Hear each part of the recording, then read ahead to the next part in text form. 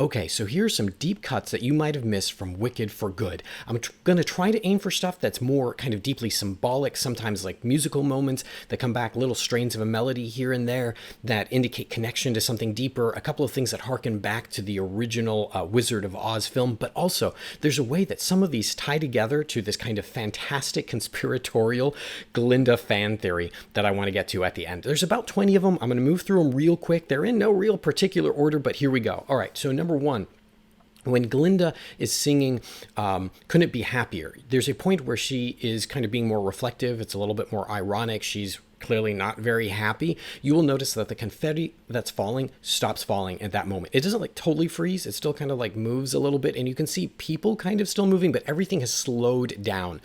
This seems to suggest that it's a moment where she's being more self-reflective. She's more in her own head. Maybe the people who are listening to her aren't actually privy to that. Because in all fairness, if they saw that, if they heard that, they might be like, is she okay? So it seems to be a moment where the world around her is kind of frozen. When she starts singing in this happier, faker way again, you will see that everyone starts moving a lot more. The dancers kick in. It becomes grand and excessive once again. And one thing that is interesting about all of that is the original performer who performed Glinda on Broadway, Kristen Chenoweth, noted that whenever Glinda is singing higher, she's being less real. She's being more fake. And so you can also track that through this film and notice that the moments where she's like really up there, she's probably being a bit less real with everybody. Okay. So a cute thing that my spouse noticed that I hadn't caught is there's a point where you see one of the Munchkinlanders fairly obviously holding a lollipop. And so that's a clear reference back to the original film where you have the Lollipop Guild singing.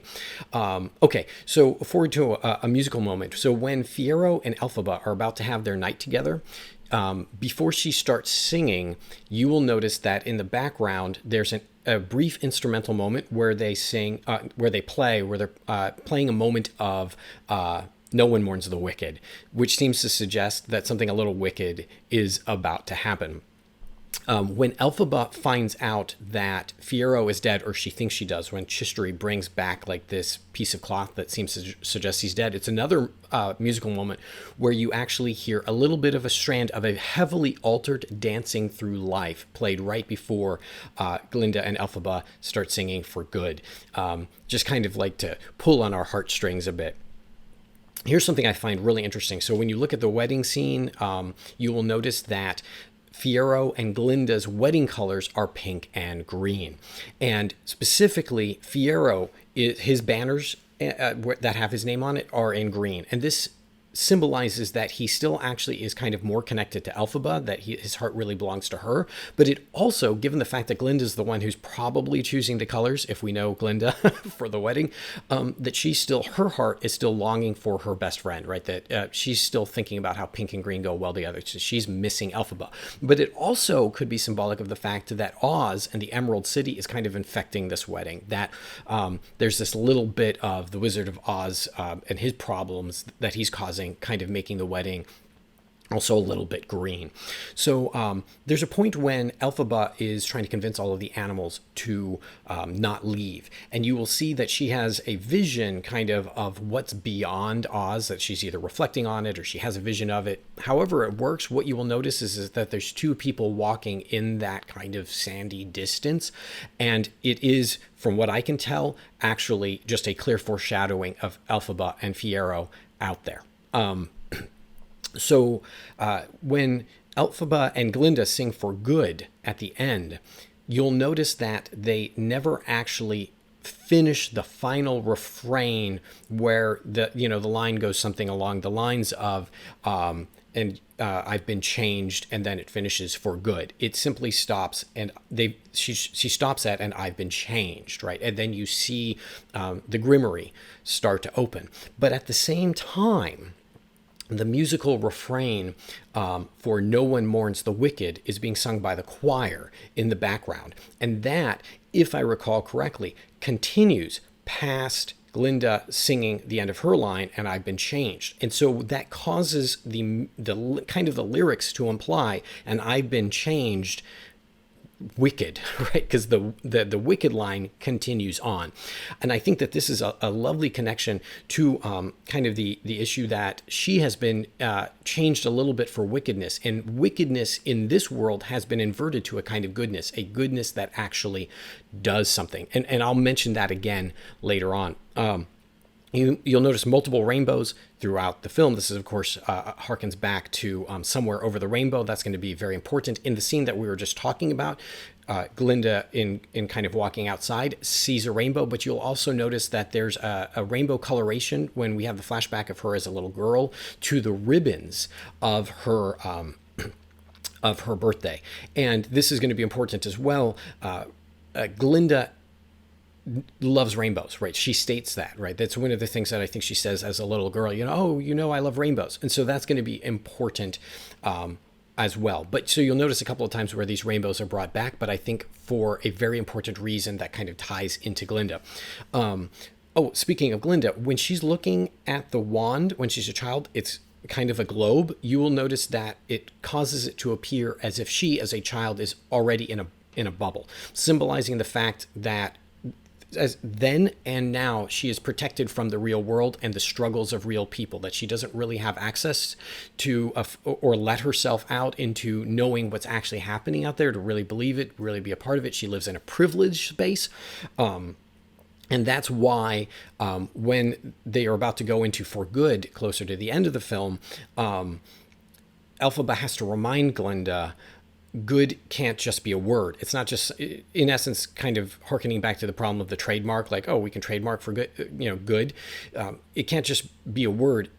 Good has to actually do something. Hence why she needs to pop the bubble and step out. And so it's a really great moment where we see her as a child in the bubble, and then her mother reaffirms that idea by saying, listen, everyone loves you, just smile. And so the rest of the world could fall apart and Glinda will still be kind of in there safe, unaware, naive regarding what's happening in the rest of the world. So a fun thing about the wizard, when the wizard is singing kind of his little patter song and, talking about what people really believe, when he puts his cane and it kind of does the fake hovering thing for a second there, like it's just, or fake balancing thing. He's not touching it, but it's just there vertical. When he picks it up, you hear a clear sucking sound, as if it's like a suction cup that stuck it to the ground, or some sort of, maybe, I think they're also implying like a magnetic thing or something like that. So here's a plot point. Why are the Munchkinlanders glad that Nessa Rose is dead? Which is something that connects back all the way to The Wizard of Oz, because they are clearly celebrating her death. And you might be like, well, she's just the governor. Why? Well, now we know. The film has given us a reason, and the Broadway show did as well, but because she has not been letting them out. They've been trapped. So she's been abusing the Munchkinlanders through that. But the nice thing about that is that explains why when Glinda is singing to everyone and she invites the animals in to be part of the Oz community again, she's in Munchkinland, and the Munchkinlanders seem happy. They don't seem kind of like bothered the way that maybe people in the Emerald City would. And that's probably because they have an understanding of what the animals are going through, because the same prohibition of being able to travel and a similar treatment has started to be put on the Munchkinlanders as the animals. So they're probably the people who are best able to understand how unfair this treatment is, and so they are very glad that Nessa Rose is dead.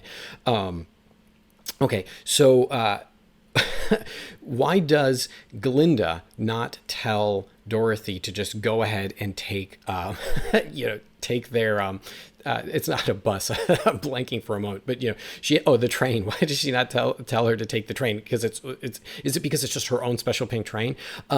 Dorothy doesn't have a pass. She doesn't have one of the required passes that the Munchkinlanders would have to have a special dispensation, right? And so since she's come out of Munchkinland, everyone has to presumably be able to show that they have the right to be able to travel, and so Dorothy doesn't have it. At least that's my theory.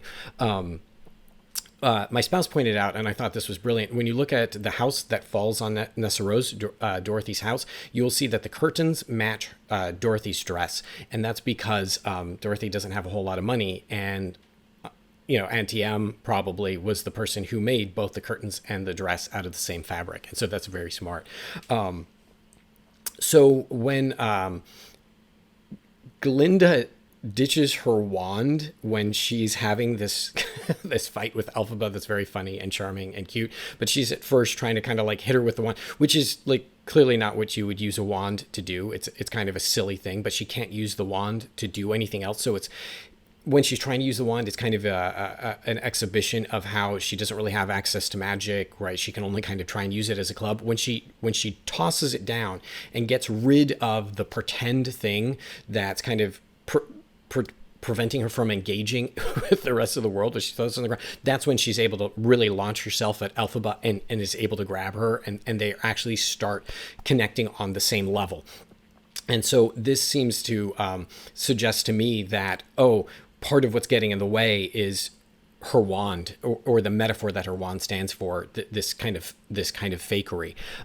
You'll notice that there's some things that they don't include in the film and also don't include in the Broadway play, but you might be watching the film and going, well, why don't they include these things that harken to the original Wizard of Oz? It's because whilst Frank L. Baum's books, The Wizard of Oz, are in the public domain, the film is not. So they can't use anything without the rights to it. So that explains things like the lack of ruby slippers and stuff like that. They'll just hint towards them little ways. And that's probably why when you saw Nessa Rose Was Dead, you never actually see that kind of iconic, her feet underneath the house. That's probably too close to the original film to be able to include. And there's a couple of other things that connect to that you'll see in a moment.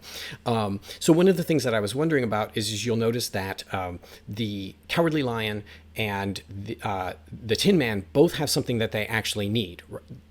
They're both asking for something that they actually need from the wizard. That's presumably why they go see the wizard, and so does Dorothy, right? She wants to go home. Cowardly Lion actually is a coward. The Tin Man actually is missing a heart.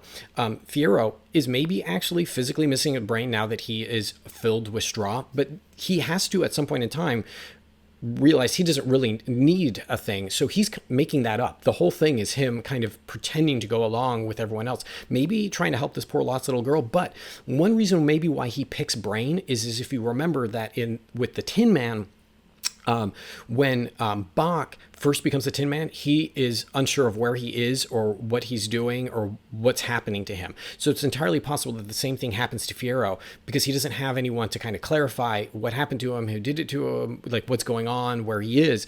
And so Fiyero might be kind of feeling like his brain isn't working, and it takes him a little bit of time traveling through Oz to kind of remember, like this is what's going on. This must have what happened. And of course, and obviously it's a connection to Dancing Through Life, right? Where he's just saying, we don't need to be responsible. We don't need to worry about things. And he's clearly changed. He needed to get a brain. He needed to see what was actually happening in the world. This is something that I mentioned in another video, but if you just want to have a weird time, count how many times you see a mirror and count how many times you see someone looking in a mirror, how many times you see glass that is somehow reflective, even when it's not a mirror. There's just a whole lot of them. You see Nessa Rose look in the mirror, you see Bach look in the mirror, you see Elphaba look in the mirror, and of course you see Glinda looking in a mirror. And then there's a great scene where when Glinda is looking in mirrors, the audience starts to move through the mirror. This is very important. We're going to come back to this in a second. You will see that Glinda, it's easy to think like, Glinda is moving through the mirror when she's singing the song about needing to pop the bubble, but it's actually the audience that moves through. Glinda never actually changed. It's this one kind of like, I don't know how they did it, beautiful one-shot moment, but we keep being pushed back and forth through mirrors, and she somehow, in all of these different mirrored realities, remains unchanged. So it's actually us that are moving through, which is, by the way, I'm sure you noticed, an interesting connection to the confetti that doesn't move, right? That is something that is happening to the audience rather than something that's happening to Glinda. Okay. So one thing that I thought was really cute is when you see Glinda when she's singing For Good, when she's there trying to help Elphaba, you can see that she's not wearing her earrings. So she clearly has taken her earrings off to be able to go try and save her friend, or never bothered to put them on. And that's important because I'm pretty sure the first scene that we see Glinda, or one of the very first scenes that we see Glinda in this film, we see her picking out earrings. She needs to have her earrings. It's very important to her that she has them. You will notice that they often also connect to butterflies, or that she'll have a butterfly necklace. So that is an intentional choice for the costumers because of the connection to butterflies in the original film and Glinda. So, also when she's getting ready to go try and help Elfie, you will see that she grabs boots. You have to wonder where she has those boots, and it seems to suggest that she has been keeping her friend's boots, or like kind of stole them from like when they were living together or something. Like, you know, Elphaba had to run away, and so Glinda was like, well, I'll keep these around in case she comes back. And so that's really pretty sweet of her to do. Okay, so let me get to really where I think all of this stuff starts to tie together in an interesting way. So when we get to the end of the film and Glinda is telling kind of the story in terms of, okay, the Wicked Witch is in fact dead, and she's talking to the Munchinglanders, you will notice that she starts to tell it again the same way that is the beginning of the first film, but it's not exactly the way it happens in the first film, where we start to follow the yellow brick road and then we start to see the water and then it leads to the school. She has a line that we hear her saying in the first film along the lines where she's saying like, oh, well, we were friends. Well, we knew each other. And then she says something along the lines of, in the first film, but that was a very long time ago. She never actually says that line in For Good. You don't hear it, at least to the best of my recollection. She actually says the camera starts to move. She basically says, oh, well, we're kind of friends, blah, blah, blah. The camera starts to move, and then she says, wait, and the camera draws back in almost kind of like a kind of a silly way that's reminiscent of older films, right? Draws back, and she goes into this other kind of exposition where she's going to invite everyone and fix the problems and actually do good. The reason why that's interesting is that means that there's an actual discrepancy between what she says in the first film, what's supposed to be the identical scene, to the concluding film. So we now have 3 instances in which Glinda has somehow in some way broken the fourth wall, the falling of the confetti, and this moment here where she is kind of pulling the camera back, and then of course the audience moving through the mirrors. The reason why I think that this is really interesting is I think that this seems to suggest that Glinda has a power that she never actually knew that she had, that she is in fact a more powerful witch than we realize or we're led to believe by everyone else, or even that she realizes. And I have a weird way of looking at this. You will notice that there's a rainbow when the grimoire opens for her. This is very possibly something that is Elphaba communicating to her or telling her, oh, I'm actually out there somewhere over the rainbow. But also the grimoire might be opening for her to have access to this power, so on and so forth. But notice there was another point in time when there was a mirror for a rainbow for her, and it was when she was a little girl trying to do magic. I want to suggest that there's a possibility that Glinda actually has the ability to connect with the world kind of outside of Oz, that she has an ability to connect with the audience, connect with us. It's a kind of magic that she can do. But if you think about it also, it's really quite lovely, because what is the song Over the Rainbow about? She loves rainbows. We see rainbows repeatedly, particularly kind of in connection with Glinda. This Somewhere Over the Rainbow is literally about there's a land where your dreams can come true. I want to forward to you the thesis that Glinda's ability, that where her power is her ability to make dreams come true. Notice not only does she become the most powerful person in Oz by the end of it, but her best friend also ends up with the love of her life. The world of Oz is in fact getting better. I mean, don't get me wrong, there's obviously some things that go very, very, very poorly, but this suggests to me that maybe when we see her as a little girl trying to do magic and we're like, oh, she fails, she doesn't actually accomplish it, that rainbow actually is her, that she actually did do that, and that she's able to influence the world and make dreams come true. And that's a very nice connection to the Glinda of the film, The Wizard of Oz, who is able to do things like like protect Dorothy, and in the books like give Dorothy like a kiss on her forehead that helps protect her, that Glinda helps make dreams come true. And so I think that these little moments where Glinda seems to be engaging with the audience, the world outside of Oz, and kind of able to have the ability to actually make the camera itself draw back, that she's able to do this, and that's her witchly magical power. Okay, thank you so much for watching. I hope you found this interesting. Please put in the comments what I missed. It's something you disagree with an interpretation, that's totally fine. I love to see and converse with you about what you have to say there. Please do like and subscribe if you found this of interest. I really appreciate you spending the time with me. Thanks so much, and have a wonderful day.